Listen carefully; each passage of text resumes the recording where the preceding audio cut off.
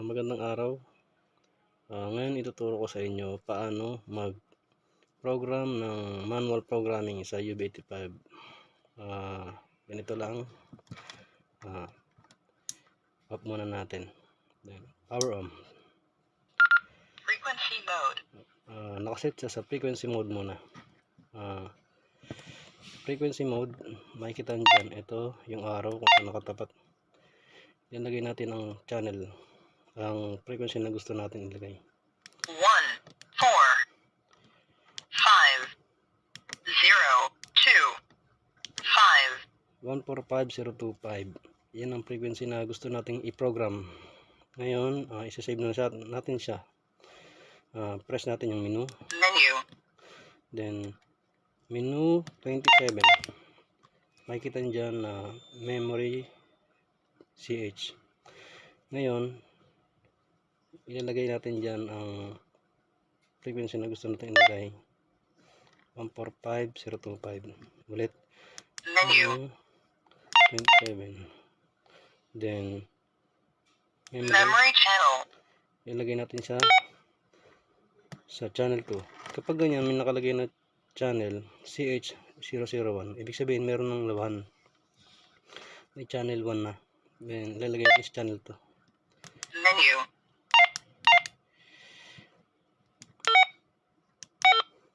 Memory.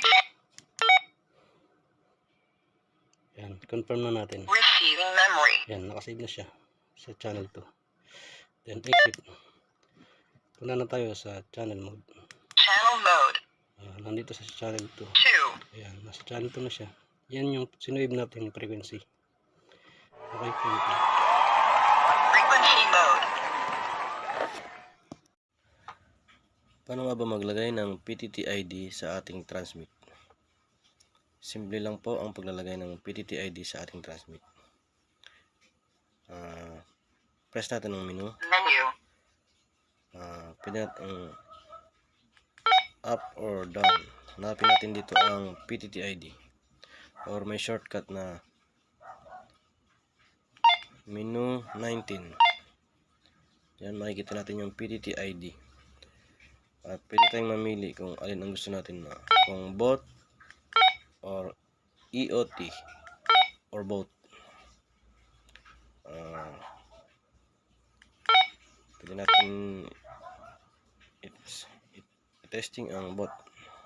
Confirm. Ayan, pinata konti. Ang bot ay ito. Ayan. At ang Menu. EOT naman ay ito. Confirm.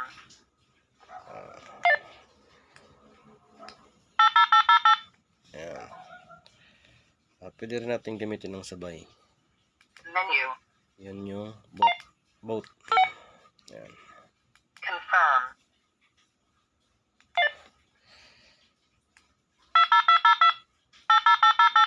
Ayan. Ngayon, pwede kayong mamili kung anong gusto nyong gamitin. Menu.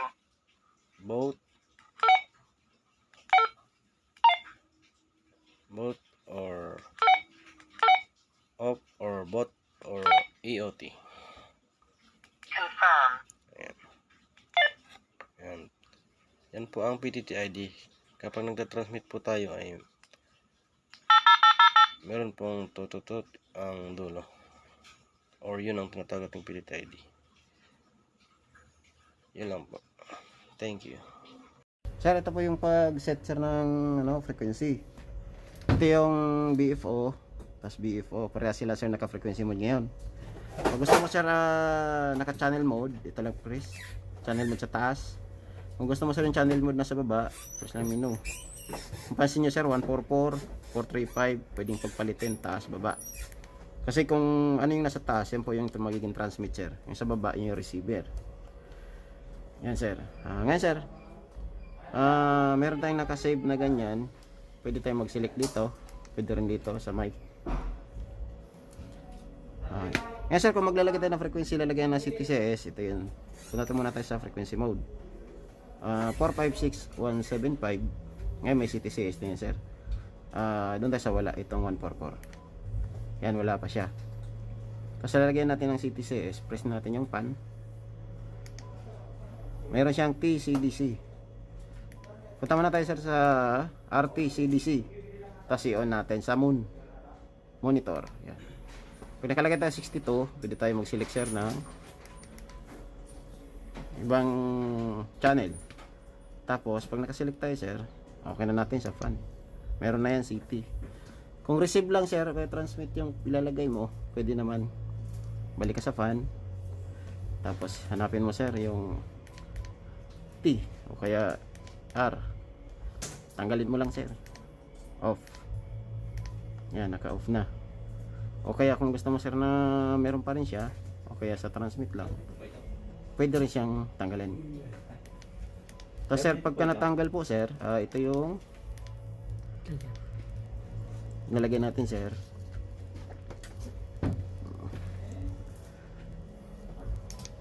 Pag natanggal na sir, sa transmit na siya may CTC.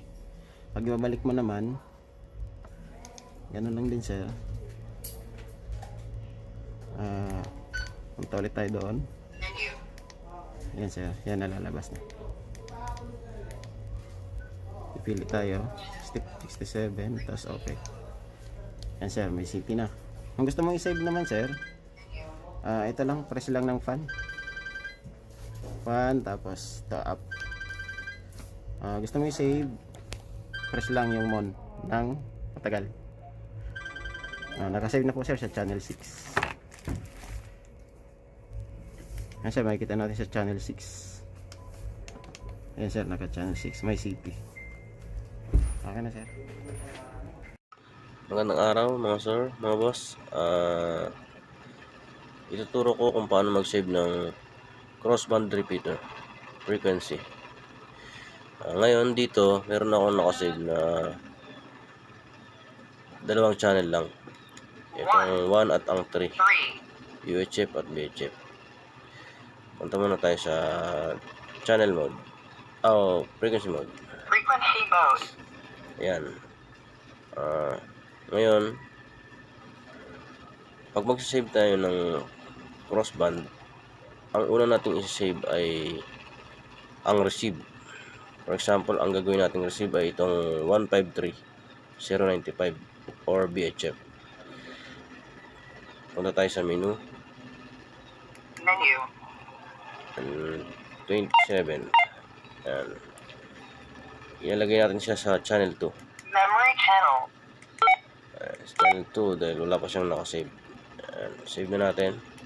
Receiving memory. Ayan, maririnig nyo na nagsabi siya ng receiving memory.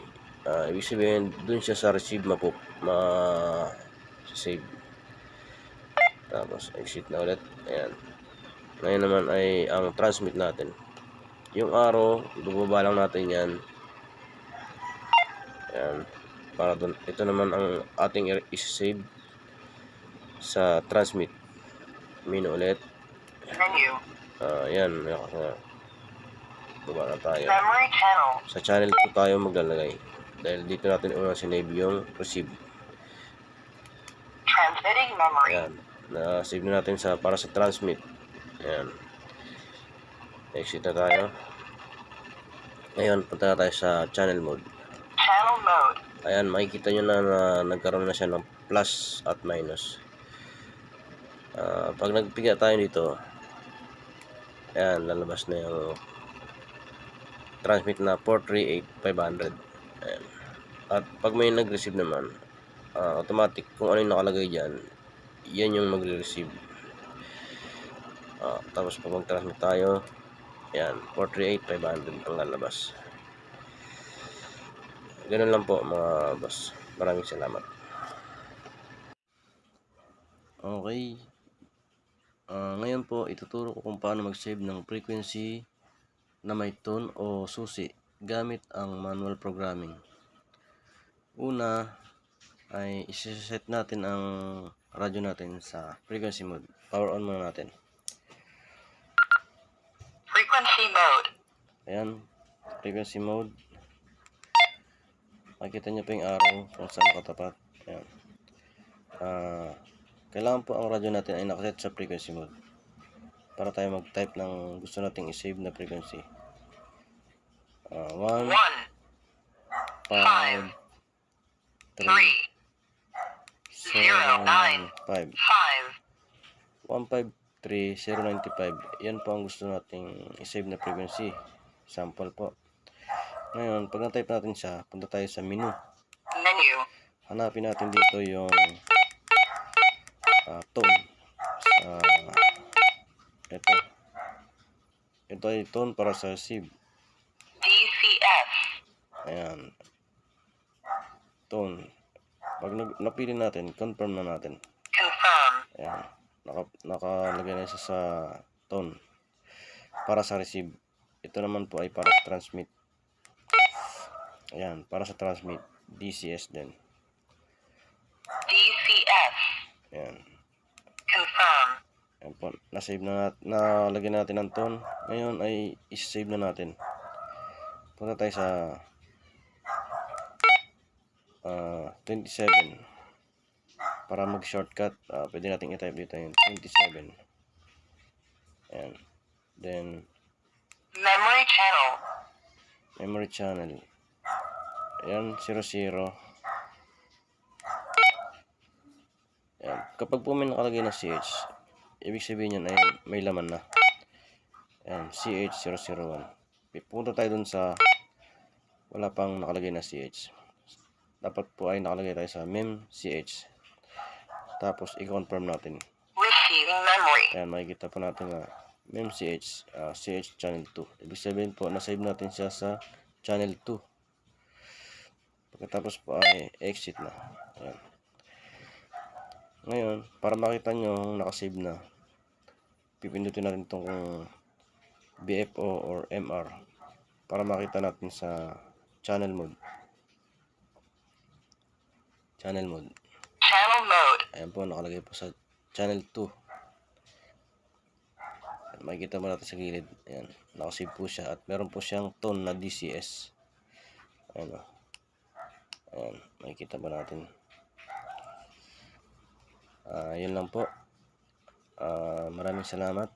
Sana po ay mag-subscribe po kayo sa aking channel at mag-like na rin and share. Thank you very big. Hanggang dito na lang po. Magandang araw mga boss. Ngayon, ituturo ko kung paano magbura ng frequency or ng channel na nakasave sa ating radio. Press nyo lang yung menu. Ito pakikita ko kung ilan channel yun sa atin. 3,